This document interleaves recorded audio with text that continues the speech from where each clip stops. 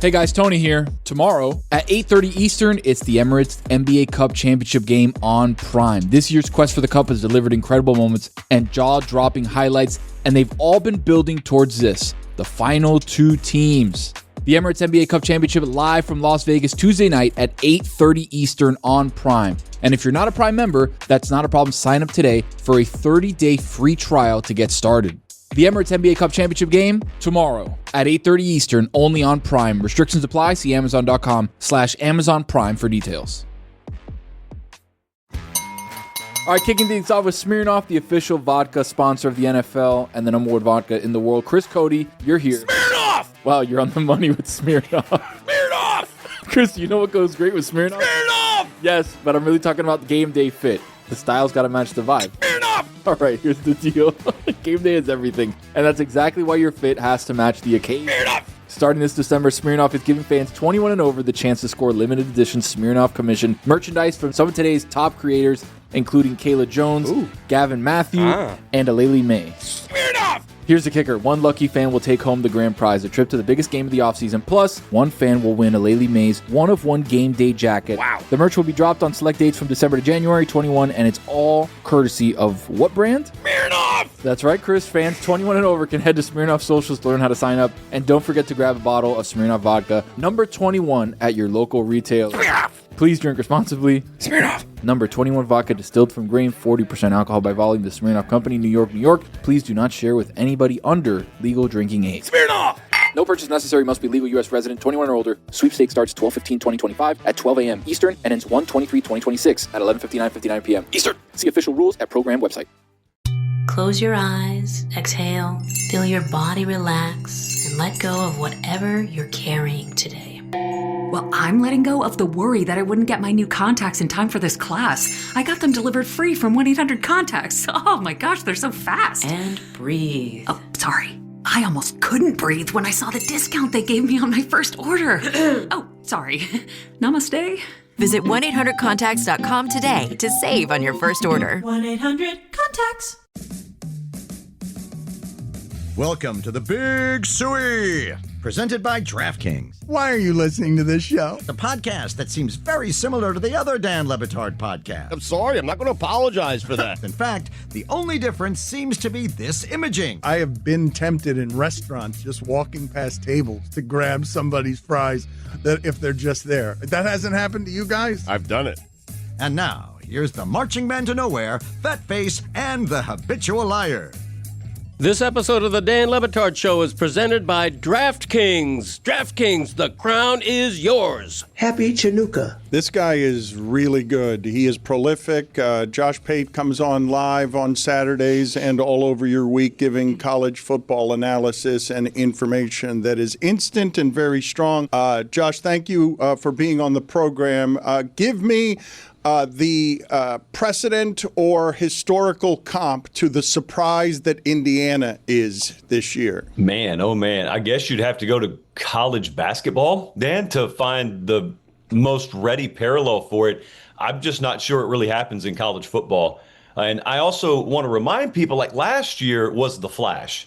You know, if you were to have what we historically in sports would call a flash in the pan, last year would have been that, right? You've got a guy who takes over a bottom-dwelling Big Ten program. Indiana exists in the Big Ten so that Ohio State, Michigan, Penn State, et cetera, can rack up wins. He takes over that job. He imports his James Madison roster. James Madison makes the playoff the next year, mind you. Indiana makes the playoff and then gets better the year after that and makes the playoff and is the number one overall seed. I don't know what the parallel is for it. I will tell you sort of the whole side lane of all this has been how bad it makes other coaches look, because every other coach is out there begging for patience and they're trying to sell their booster class and their administrative class that it takes 2-3 years minimum, and that used to work. And now all of that's burned up because your fan base and your donor base and your AD even knocks on your door and says, hey, you've got infinitely more resources, at least we thought, than Cignetti has at Indiana. Why has he been able to do it? And they really have no answer.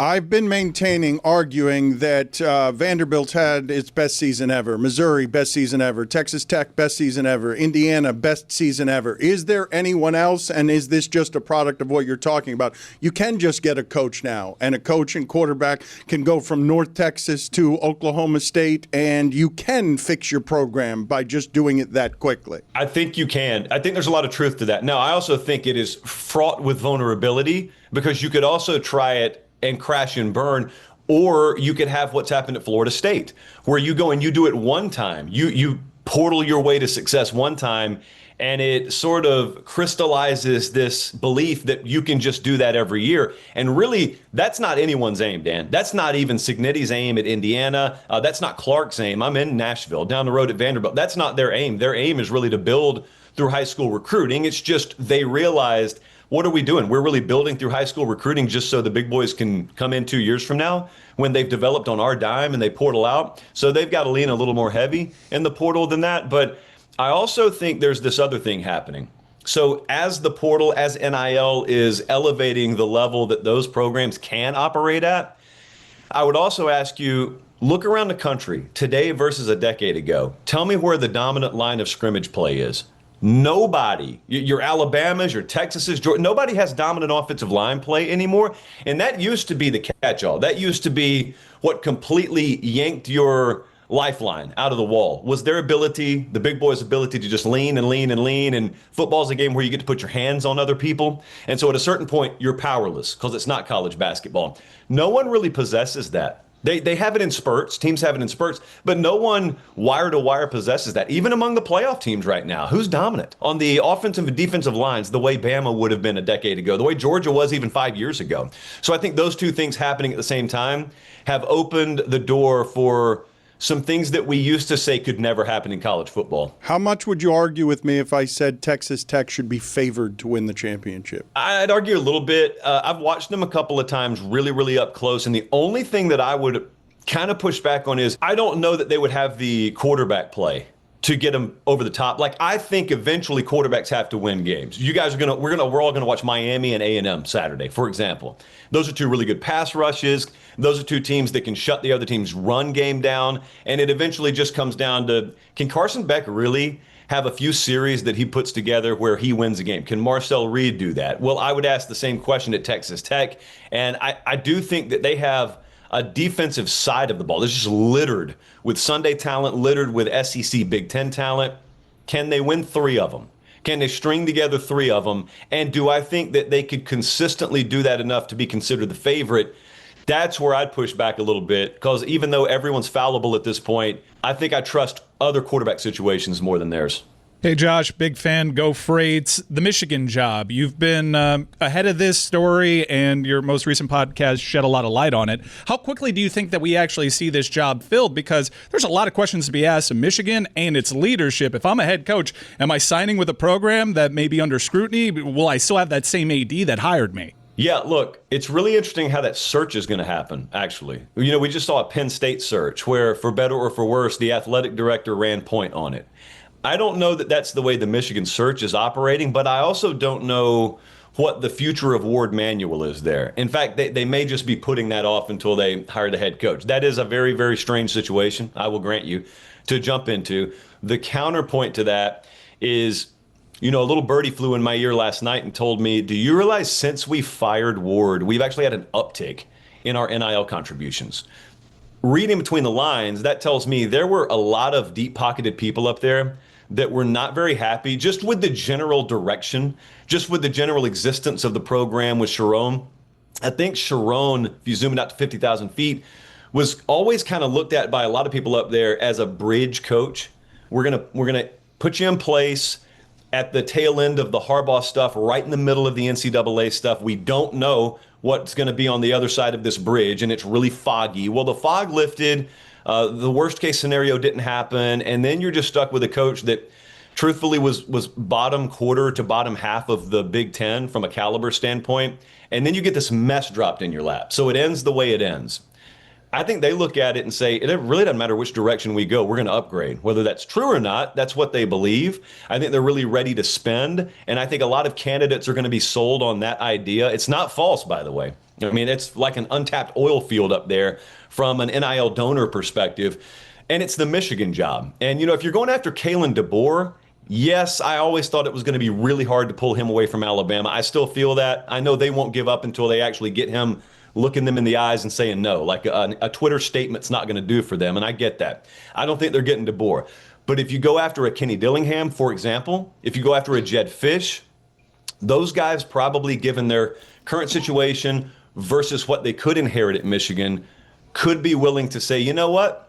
I'll assume a little bit of that risk because of the reward that I think I could bring us, and it could bring me there. So to answer the first part of the question, I think it's going to go on a little bit because I really do think they insist on getting a firm no from Kalen DeBoer. That could be as early as Friday night or Saturday of this week. Or if they just keep winning, it could be as late as into the new year.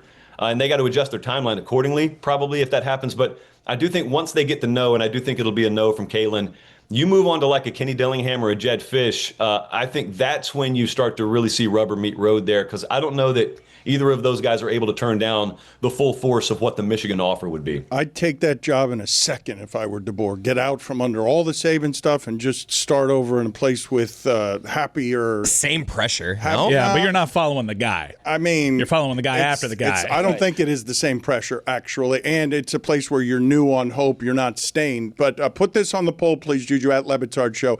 Is Josh too young to have little birdies flying in his ear? And look up for me why it is that it is a little birdie that flies into someone's ear with information. Is it carrier pigeon related? Josh, you mentioned a couple of months ago that you believe that there is a big job that is going to open up because something is happening. Were you talking about the Michigan job? Yes, I was talking about the Michigan job. I believed that job was going to open up because I thought it had two possibilities. The first was just competitively. I believe I said it after they had lost the Oklahoma game. So you still knew that you had the trip to USC coming up. They lost that one. And you had the Ohio State game coming up. If they lost one other game along the lines, I thought they could have fired Sharon just because competitively they didn't think that he was meeting the standard.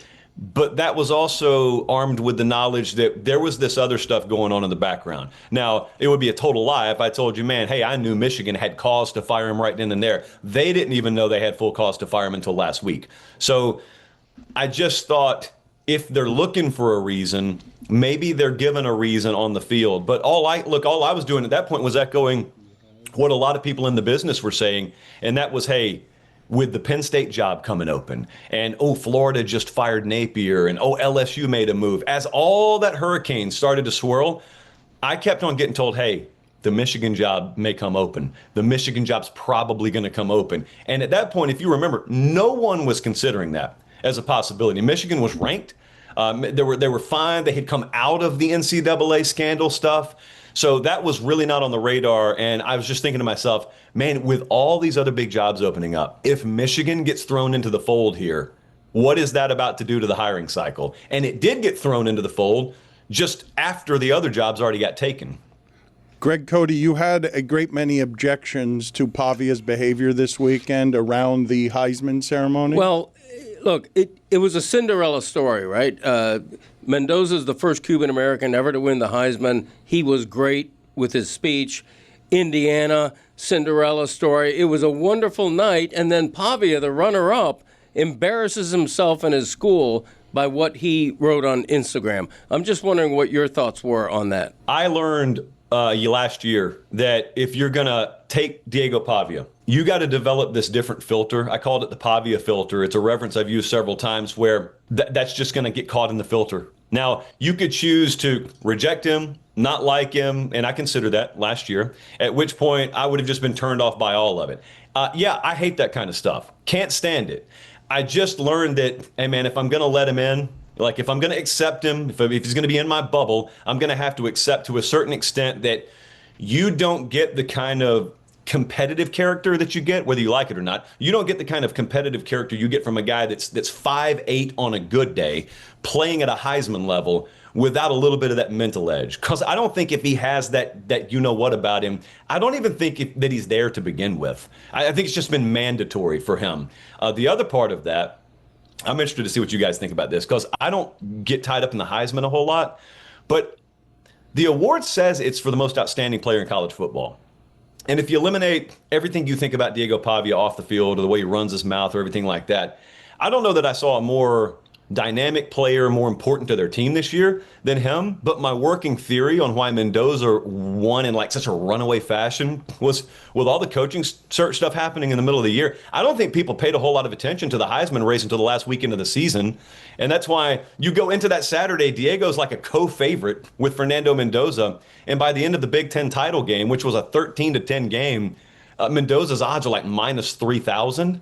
I found it curious that kind of performance was like the end-all, be-all indicator in the Heisman odds market. But there's not an outrage for me either way. But I do think, Diego Pavia, man, I learned a long time ago, you're either going to accept that with him or you're just going to have to toss him out entirely. Cam Ward threw for 2,000 more yards than Mendoza. Like, that was just given to him because he was 22 touchdowns, 0 interceptions in the red zone, and we didn't expect anything from that football team. He had 2 moments. Pavia did not have 2 moments. He had the moment against Penn State, and he beat Ohio State. It's all he needed to win that trophy.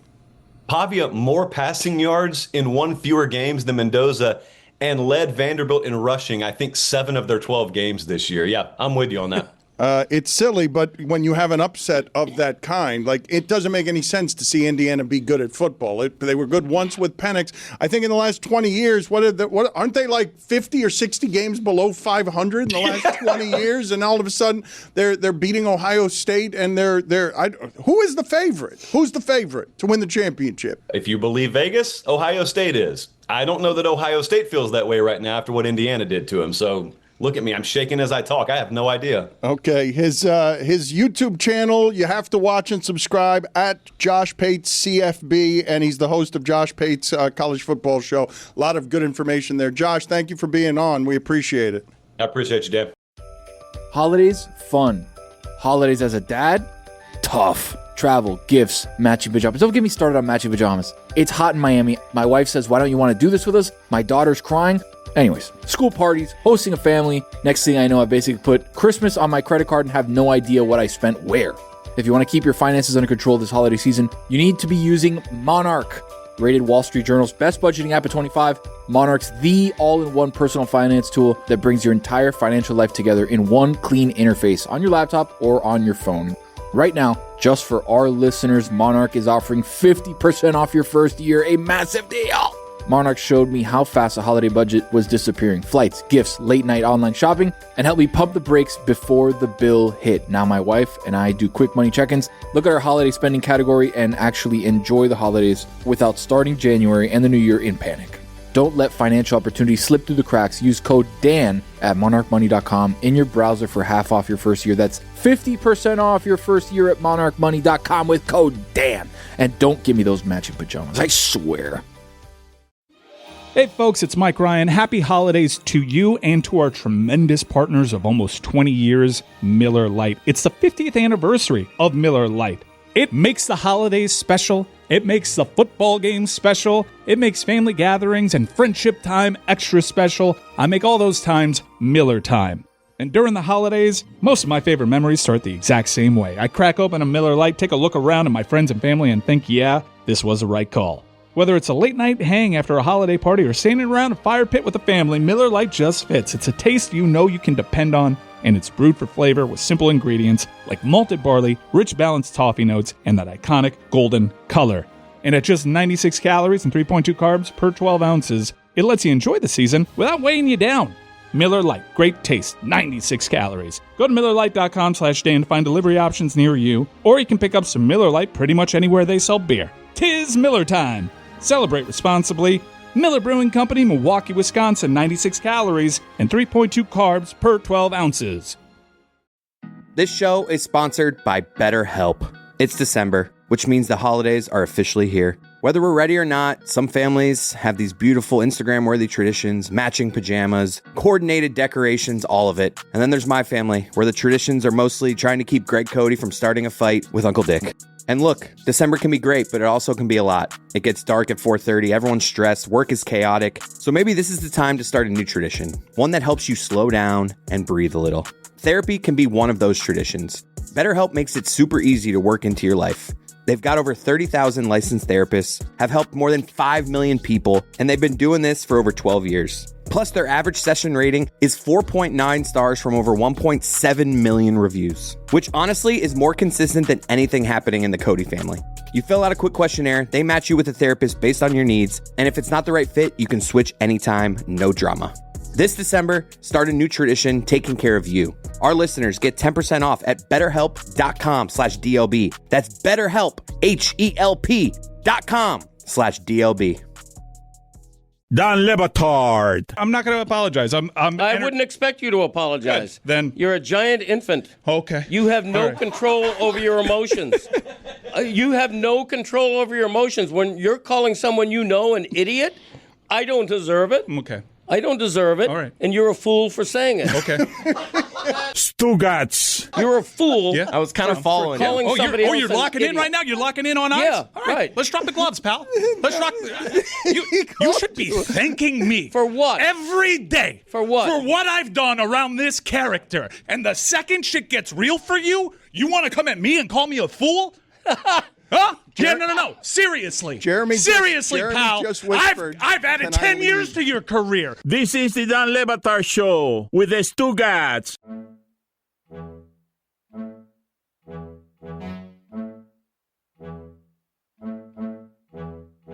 A number of different college football things that I want to get to with you guys. You liked the Mendoza speech. You liked the Miami speech. You liked the Cuban kid reaching the masses at the Downtown Athletic Club. I mean, he's the most Miami player who's ever won the Heisman Trophy. The Canes have had 2 Heisman winners. Neither one of them were Miami He's the most guys. Belen player to ever win the Heisman Trophy. Yeah, he's the most Belen/Columbus. He went to both schools. He went to both schools. He went to both schools. He would take offense to being called a Belen kid, though. Really? Greg, respectfully. Yeah. Okay, I like you, Greg.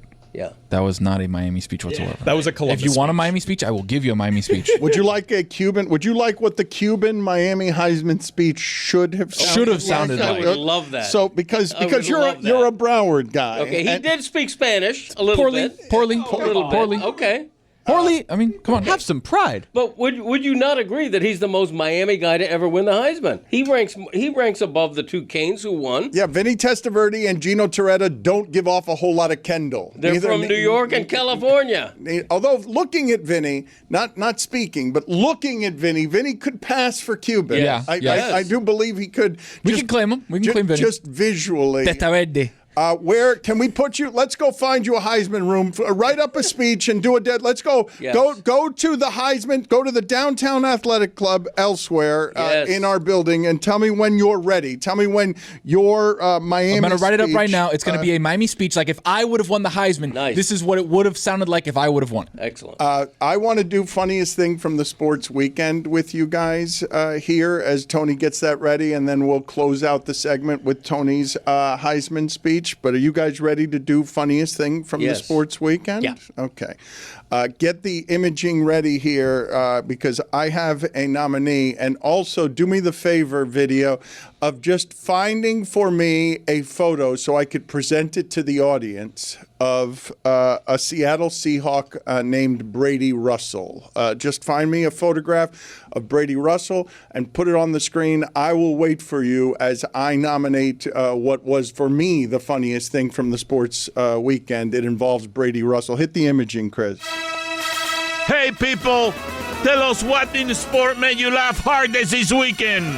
It is a segment we call What Made You Laugh This Weekend. Ha ha ha! So I don't know if you guys saw this during what I'm going to call the Phillip Rivers game, because I do believe that a whole lot of people in the 4 o'clock window was awesome. Didn't care about Green Bay and Denver, certainly didn't care about New Orleans and the Panthers. Panthers still in the mix. Panthers are in the mix. Awful. I heard the announcer shout "Holy guacamole" on the late hit that won the game for the Saints there. I hadn't heard a "Holy guacamole" on television in a while. Put it on the poll at Batard Show. Do you love when the sports announcer yells "Holy guacamole"? But my funniest thing from the sports weekend is that in the Colts-Seahawks game, the Seahawks at one point ran a little a rollout. Sam Darnold, he threw it to this guy, Brady Russell. And what happened is he just simply dropped the ball. He was open, and he was wide open, and the rollout fooled the Colts, and they just threw it to Brady Russell. And the announcers torched him as soon as he didn't catch it.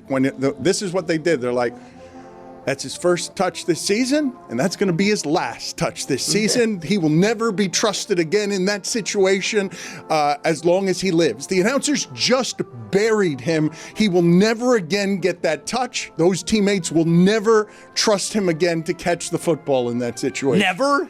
That's what they were doing. They crushed him. I have rarely heard an announcing team annihilate a nobody the way this announcing team went out of its way to point out that poor Brady Russell, who dropped that ball, will never again catch a ball in his experience playing football. Mike Ryan, what was your funniest thing from the sports weekend? Well, I wanted to go with one of two things. Hopefully we have the video of Messi playing passes with a politician that was basically granted a Make-A-Wish in India. The reason we do not have a championship trophy parade for Inter Miami is because Messi just decided to take millions upon millions in going to India and subjecting himself to this kind of stuff. By the way, there was a full-on riot. God. Full-on riot at one of the stadiums because Messi was kind of shielded by huge throngs of people, and the only people allowed on the pitch with Messi were politicians and privileged people. These people in India lost their minds, started throwing the seats from the stadium. It was a full-on riot. I also have a 1B, which was Roy on Friday saying he needed to get his legs under him for a media skate. You realize I paid for that, right? Paid actual money. Well, you missed the championship being won. This is your title, too. The Dan Le Batard Show with Stugotz owns the Cyclones. This was a victory for all. David Dwork was there. Jordan McPherson was there. Roy left us at the altar. I knew you guys had it in the bag. Roy, what was the funniest thing from the sports weekend? I want to show a picture from WWE's Saturday night's main event and John Cena's final match. Just before he tapped out the Gunther, he had a smirk on his face in a sleeper hold. It looked like one of those memes saying, what opinion do you have that's going to end up have you in this position? We're going to get back to that. Zaslow was there, and I want to cover more of this. Zaslow was in attendance for that. Cena submitted the first time in his career. He's a quitter, has punctuation on his career. Yep. One of the rare times you will see a scripted event end up amid the headlines in sports because a guy has done something that's so dramatic. You rarely, there is nothing other than wrestling that is like this, where you get a major sports headline that it was a phenomenon. That was scripted. Jeremy, what was the funniest thing from the sports weekend? Both funny and relatable. Josh Allen admitted that he throws up every single game on the sideline. They caught him this week. He's surprised he hasn't been caught more often, but every game he throws up. Dennis Erickson used to do that. That's why the Bills aren't going to ever win a Super Bowl. Probably different reasons. Yeah. Chris, what was the funniest thing from the sports weekend? I mean, the Chiefs being eliminated from playoffs before the Dolphins. Yeah. What are you laughing about, Greg? What Mike said about Dennis Erickson. I've witnessed some of that without going into detail. Go on. No, I mean, that kind of thing. I covered UM for 4 years. Greg, what was the funniest thing from the sports weekend? I have a quick addendum to what Mike said about Lionel Messi's tour of India. Erected in India was a statue of Lionel Messi. Now, it's common in the statue game for statues to be slightly larger than life. In this case, the Messi statue is 70 feet tall. That's right, 12 and a half times bigger than the 5'7" Messi. Put it on the poll at Le Batard Show. Is 12 and a half times bigger than the human being too big for a statue? Yes or no? Zaslow, what was the funniest thing from the sports weekend? So on the Fox pregame show, I don't know if you know, but Tom Brady, he's a broadcaster for Fox, and he was in studio with those guys, and they were making a list. They were doing rankings of, best gifts, because the holiday season, best gifts that a player has given his teammates. And very high up on the list, presented as such by Aaron Andrews and Carissa Thompson, was a gift that Tom Brady gave his offensive lineman one time. Tom Brady, of course, that's when his team went undefeated in the regular season. He gifted his O-line, ready? Brand new luxury SUVs. What a class act. You got a guy. Hey, I want you guys to pay attention. There's a catch. There's a catch. Tom Brady, stop stealing our line. The catch to all this is the cars were on a 1-year lease. Beggars can't be choosers, all right? Come on. 1 year here. I'm giving you a gift, but you can only have it for a year. I wonder if he had to actually pay for that or just do a sponsorship deal with the car dealership where he comes out, does autographs a couple of times, and all his offensive linemen get a 1-year lease. You know it. Yeah, but that is so cheap. Yeah, that is so cheap. I would, if I'm the lineman, I would rather get a Kia than I can own than a 1-year lease. It's not that cheap, and that something like that probably costs a great deal of money. A 1-year lease on a luxury vehicle like that. What could a monthly lease be? $1,000? No, it's going to be tens of thousands of dollars that will end up costing him per lineman. Yeah. So like $50,000 is what he paid in totality for his offense. That sounds kind of cheap. If he paid anything at all, what's your guess though? Do you think he paid his own cash, or he just had a deal with the dealership? Yeah, totally a deal with the dealership. Beggars can't be choosers. Yeah, what does that even mean? Another funny thing from the weekend, you can't deny that this was funny. Everything related to Phillip Rivers was funny, including that he played beyond where it is that perhaps you thought he would play, but can't throw the ball downfield at all. Like, it's going to be just bubble screens and screen passes and slants, and there's just nothing else there. But I did like watching his high school team watching him because he's a grandfather, and his high school team, how cool must that be for a high school team to watch their coach be with them on Monday with no indication whatsoever that he's ever going to play again, and they're young enough that they actually haven't seen him play. Like, my guess is that 7th graders, 6th graders might not have been paying a whole lot of attention to Phillip Rivers' playing days, and then he plays in the game, and among other things, Mike Ryan bet for him to have more than half a rushing yard. He ended with negative 1/2 rushing yard. Exhilarating, though. What a great goof bet. I will say, I followed him with the bet. Oh, come on. That was the one He ended up with show of solidarity that I had with the old guy. -5 yards. Oh, there was no chance. Where he fell down. Oh yeah, that was good. And then he got up and started to run. He did almost get a yard on that play. He almost got Mike Ryan's 0.5 of a yard on the play where he fell down and just crawled around. I can't believe he was able to get up there. One of my favorite bets ever. Can I read you this tweet that Chase Daniel, the former quarterback, retweeted about Phillip Rivers? Listen to this. No coincidence that Rivers goes back to the NFL right before his health insurance clock runs out. When you have a 20-person deep roster at home, you got to do what you got to do before the 5-year clock is up post-playing. Now the clock resets. That's pretty good there. To get 10 kids, a bunch of health care that comes in, literally grandfathered in, on Phillip Rivers because he has so many children. He was solid, dude. That was, he was good. Physically built solid. He had a touchdown pass, which is more than you can say for the Seahawks. The Seahawks won with only field goals, but for him to show up on a couple days' notice, clearly out of shape, haven't played in 5 years against what is reputed to be the league's toughest defense with the league's most brilliant defensive mind calling the plays. That was really impressive. Everyone just running like a 6-yard out, and he throws it as soon as he snaps it, just lobs it, and it takes them like that. I love that. If you could stop somebody from breaking in before they got inside your house, why wouldn't you? Most old school systems only go off after somebody's already in your place, opening your fridge, petting your dog, whatever. At that point, it's too late. It's reactive. Simply Safe is different. It's proactive with this double layer of defense that helps stop crime before it even starts. First, their AI-powered cameras spot potential threats outside, not just in motion, but an actual person lurking around in the bushes, behind a tree, in a car, under the car, wherever they may be. Then live monitoring agents jump in right away. They talk to the person through the camera, let them know they're on video, and that cops are getting called if they don't leave. That's how you stop crime before it starts. Personally, I trust Simply Safe to protect what matters most at my house, my wife, my daughter, my possessions, my things, my home, my safety, my peace. I trust that to Simply Safe. That's it. That's the list. No long-term contracts, no hidden fees, and Simply Safe was just named the best home security in 2025 by U.S. News and World Report. Right now, it's the best time to jump in. Simply Safe's last chance, Black Friday sale, 50% off any new system. Go to simplysafe.com/DLB. Again, that's simplysafe.com/DLB. There is no safe like Simply Safe. Hey guys, Tony here. Tomorrow at 8:30 Eastern, it's the Emirates NBA Cup Championship game on Prime. This year's quest for the Cup has delivered incredible moments and jaw-dropping highlights, and they've all been building towards this, the final two teams.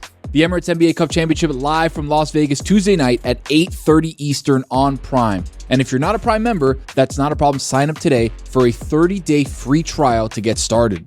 The Emirates NBA Cup Championship game tomorrow at 8:30 Eastern, only on Prime. Restrictions apply. See Amazon.com/Amazon Prime for details. Get ready for Jake versus Joshua, Judgment Day, a colossal global showdown shaking the world of boxing. Jake El Gallo de Dorado Paul, the sport's biggest disruptor, steps into the ring against Britain's own Anthony A.J. Joshua, the two-time unified heavyweight world champion and Olympic gold medalist. This 8-round heavyweight mega fight pits Paul's swagger and superstardom against Joshua's power, precision, and legacy. It's youth versus experience, fame versus force. The biggest test of Jake Paul's career and a battle that could redefine modern boxing. Watch Jake Paul versus Anthony Joshua tonight at 8 p.m. Eastern, 5 p.m. Pacific, live on Netflix. Don Batard. Yeah, very Imagine if someone told you couldn't have a Corvette. Stugotz. I'm a grown-ass man who's not filthy rich. I can't afford a Lamborghini. Well, I probably can, but that's Whoa! Hey! Wow. Okay, Greg. No, This is the Don Batard Show with the Stugotz.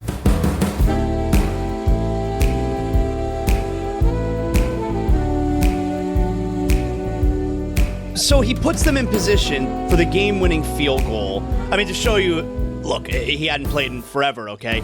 It was 3rd and 7, and they still ran the ball so that they could attempt a 60-yard field goal to take the lead. That's how much they trusted him, in a big spot. But they make a 60-yard field goal to go ahead with under a minute to go. It was so cool. Like, he was going to win this game on the road in Seattle.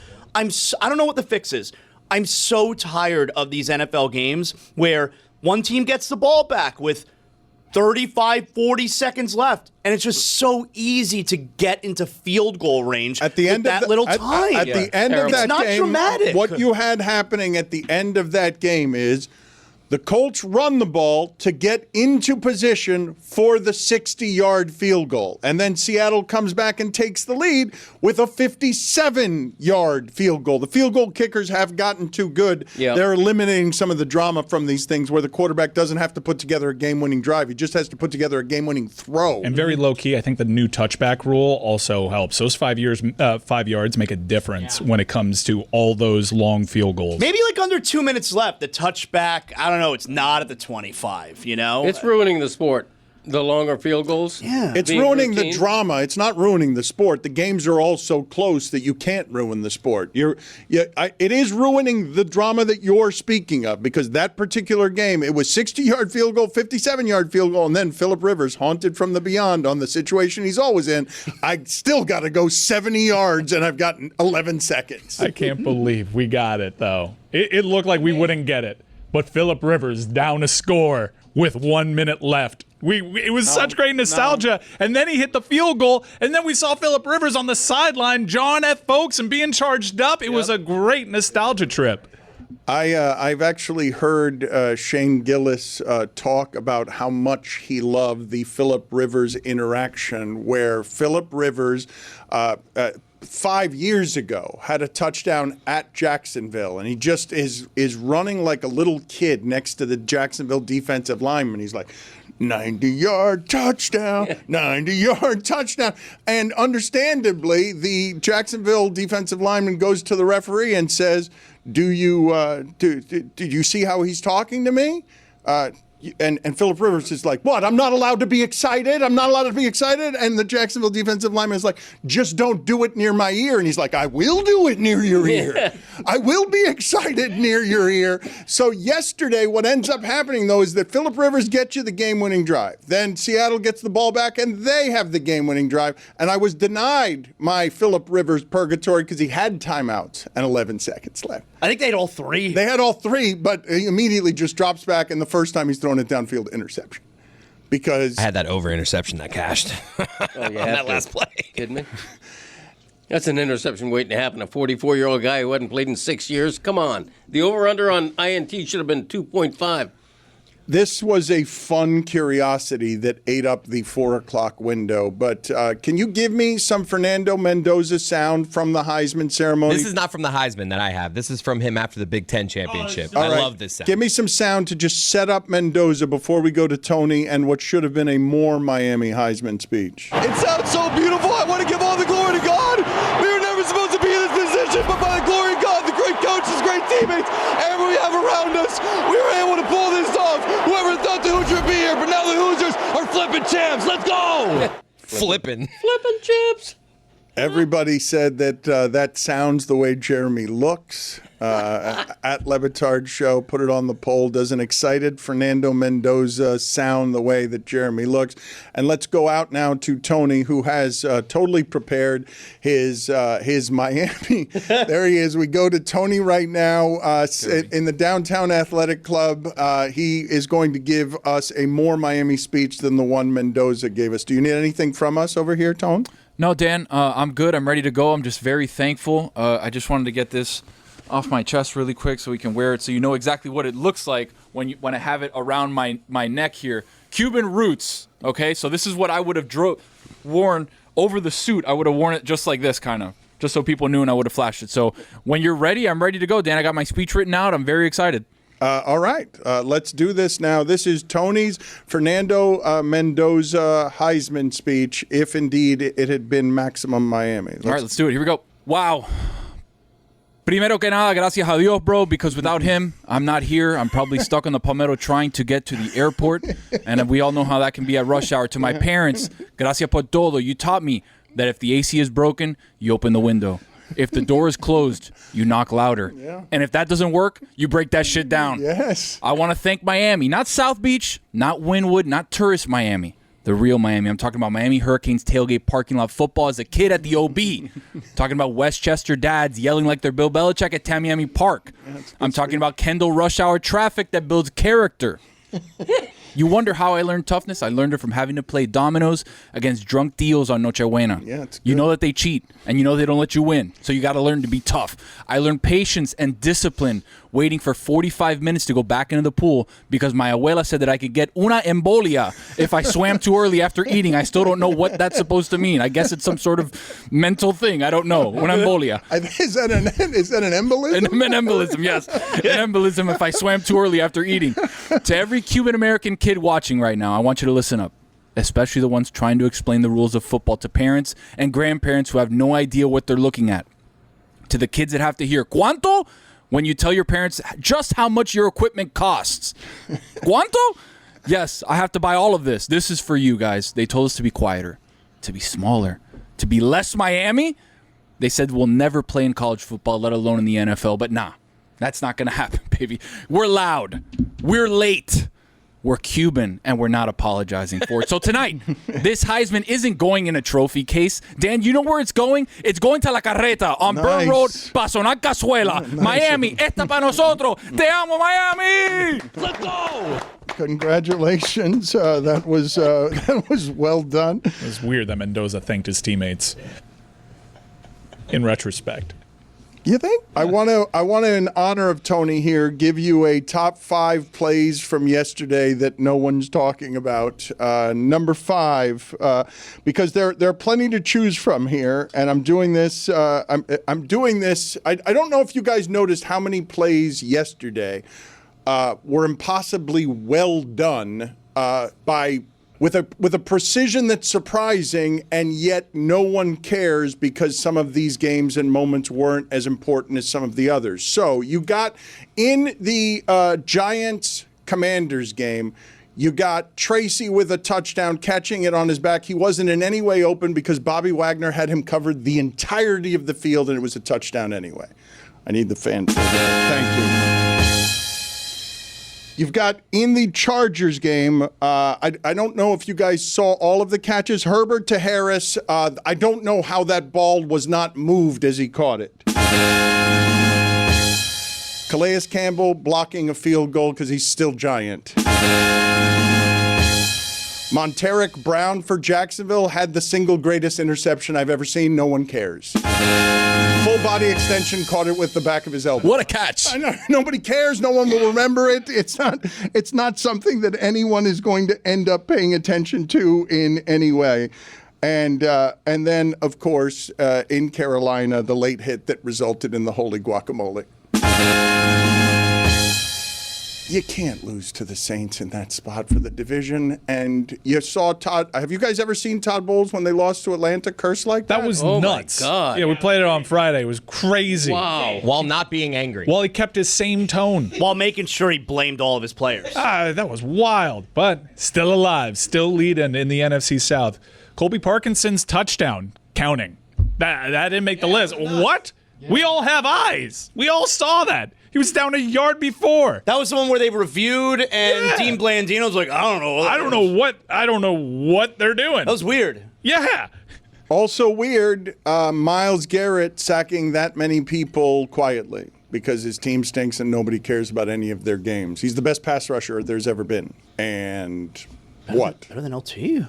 I mean, he's doing single season sack stuff that no one's ever done. You can give it to if you want to give it to Reggie White or Lawrence Taylor, you're welcome to do it. But I'm willing to say that Myles Garrett is the most unblockable thing that there's been in the sport. And you can argue it if you want, but he's going to be in any short conversation that you're having about this. An interesting question to me is, will he be cheated out of the DPOY award because his team is so awful? Can you give me the sound again of Todd Bowles cursing while not actually angry? What do you tell them in the locker room after a game like this? It's inexcusable. You don't make excuses. You gotta care enough where the hurts. You gotta care enough where the hurts. It gotta mean something to you. It's more than a job. It's your livelihood. How well do you know your job? How well can you do your job? Well, you can't sugarcoat that. It was inexcusable, and there's no answer for it. There's no excuse for it. That's what you tell them in the locker room. Look in the mirror. Still shocking. Greg, to your point about Myles Garrett being punished for being on a bad team, it is precedent from a long time ago, but Cortez Kennedy won DPOY going 2-14 with the Seahawks and was even named AP MVP that season. Yeah, no, that's fair. Maybe there is precedent, but I'm honestly wondering about that. Like, who are the DPOY candidates? That's always a tougher award to pinpoint than the offensive. Jeremy, can you please give me the origins of A Little Birdie Told Me? So some date back to William Shakespeare, some date back to Greek mythology, where they have Odin's raven, but this can be traced back all the way to the Bible. Ecclesiastes, the original Hebrew version, which says, "Curse not the king, no, not in thy thought, and curse not the rich in thy bedchamber.